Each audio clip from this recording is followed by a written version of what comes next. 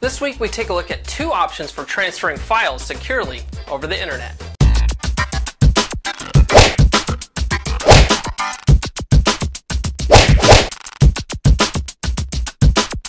This episode of Tech Shop is brought to you by Dyn.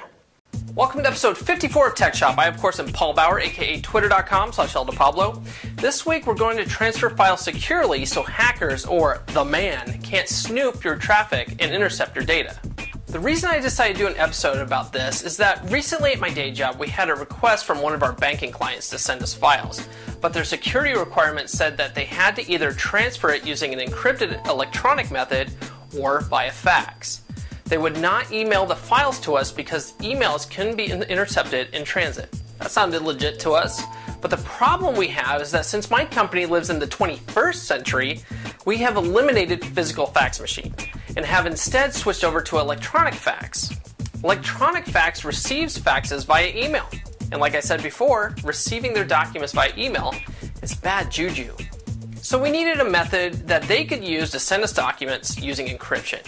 And it had to be easy as well because I was dealing with accountants and bankers and not tech-savvy IT guys. I'm going to share with you two tools that will accomplish the secure file transfer. One of them is free but has some drawbacks, so I won't recommend it for novice computer users. The other is super easy to use, is very secure, but it isn't free. I'll tell you about both of these tools right after this quick message from our sponsor. When I'm not podcasting, I manage a number of web servers. If you've ever had to manage web servers, you've probably had to manage public DNS as well, right? Well, nobody does DNS better than the folks at Dyn. Let's be serious here. Uptime is the bottom line. I've used other public DNS providers before, and none of them compare to the level of service and ease of use of Dyn. Don't just take my word for it. Major companies that you use every day like Twitter, Zappos, and Netflix rely on Dyn for their rock-solid uptime. Quite simply, Dyn helps websites with best-in-class uptime and keeps web traffic to those sites flowing and fast. Dyn's enterprise-level DNS offers advanced features like global traffic management, load balancing, and active failover. Dyn has service tiers for companies any size to get started. Dyn services more than 4 million customers around the world. Stop taking chances with uptime and start talking to Dyn about best-in-class managed DNS. Get faster DNS lookups by using Dyn for DNS. Visit dyn.com/podcast30, fill out the contact form, or start shopping right away and save 30% by using promo code podcast30 at checkout. Again, visit dyn.com/podcast30. In the first part of the show, I said I would give you two different tools you can use to securely send files over the internet so hackers, or maybe even a snoopy government, can't intercept it in transit.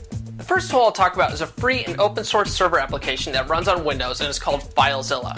Now you may have used the FileZilla FTP client in the past, but they also make a really great FTP server platform. Of course, FTP isn't secure, so the folks at FileZilla have made their server FTPS capable. FTPS is FTP over SSL. It is actually different than SFTP or secure FTP, which we won't really get into today. FileZilla is super easy to set up, and you can even use third-party SSL certificates with it. Even though I've found that the FileZilla client will still throw up trust warnings, no matter if you use a third-party cert or a self-signed cert. Here's a quick video on how to do the initial setup for FileZilla. So the first thing you do is you go to filezilla-project.org/download.php, type equals server, and you download the server installation.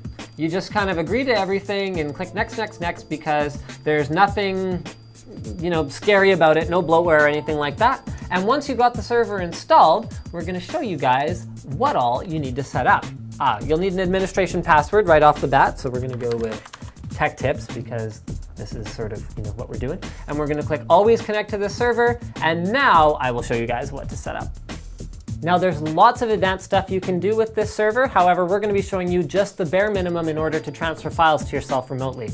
So here we go. We're going to change the port that we listen on to 800 because some residential ISPs will actually block port 21 because you're technically not supposed to run a server off of a residential connection. So yeah, there you go. We're also going to go into the passive mode settings. We're going to use a custom port range pretty high up. So maybe we're going to do like 55,000 to 56,000. You're going to want a fair number of ports opened up because these are the ports that are actually used for the data transfer, so that determines how many concurrent connections can be made between the server and the client.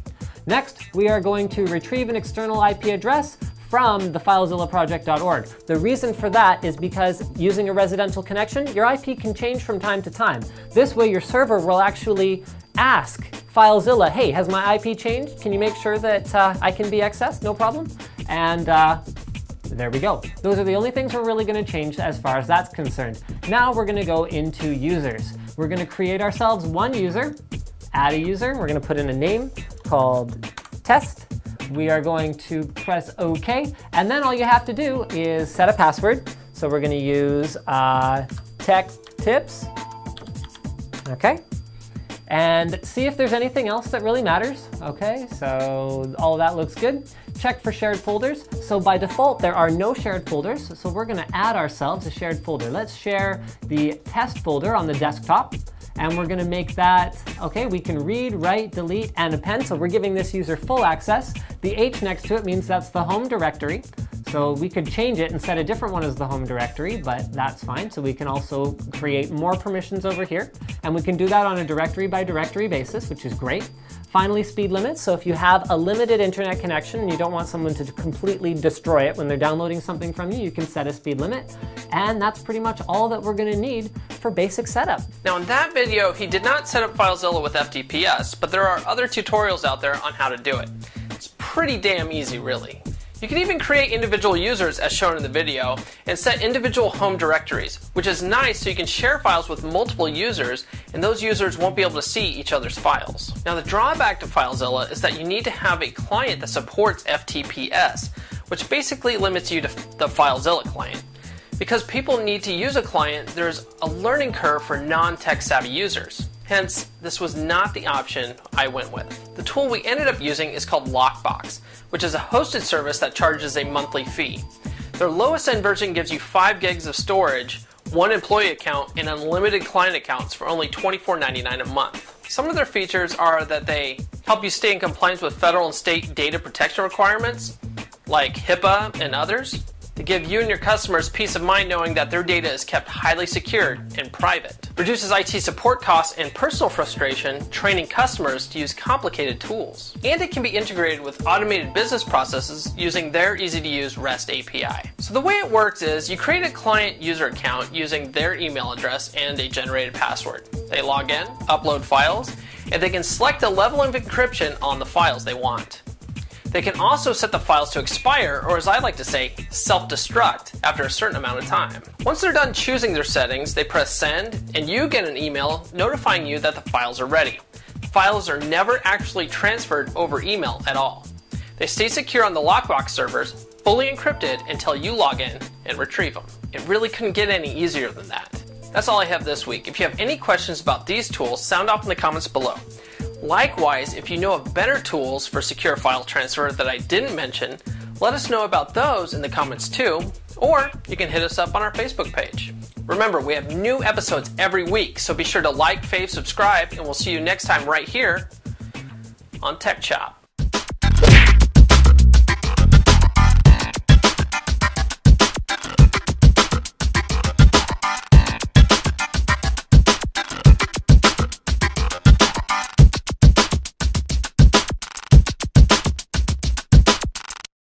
Tech Chop is a proud member of the Tech Podcast Network. TechPodcasts.com. If it's tech, it's here.